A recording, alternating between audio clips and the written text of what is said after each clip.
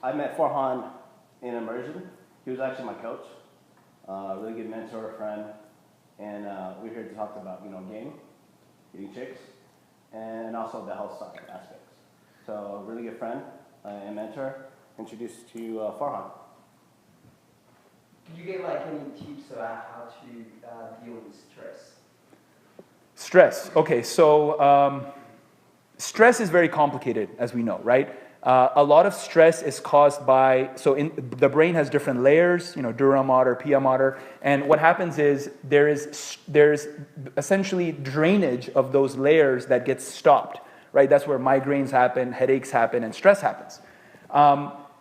One thing in terms of practically that I've seen that reduces my stress is getting good sleep, okay? And it's not just oh, I'm sleeping 7 hours a night or 8 hours a night. It's continuous sleep. So what used to happen is I would sleep maybe 7.5 hours, but I would wake up a couple of times at night to pee or something. And what I've found is through a couple of tricks, and I'll reveal those tricks soon, now I can sleep all 8 hours continuously, and my stress is a lot less now. So that's one answer. Now, the tricks. One trick is, somebody like me, I have a small bladder, so I tend to pee a lot, and because I drink a lot of water too, right?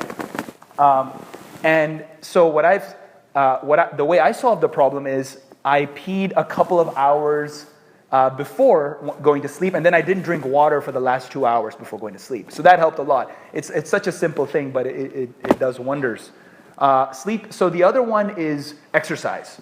So one thing that I would recommend is lift heavy weights, right? That's something I basically never did in my life. I learned how to weight lift with Elliot Hulse at Strength Camp.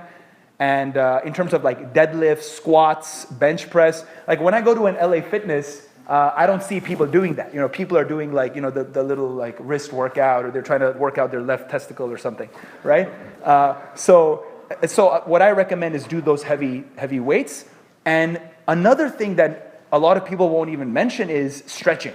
Stretching helps me so much, right?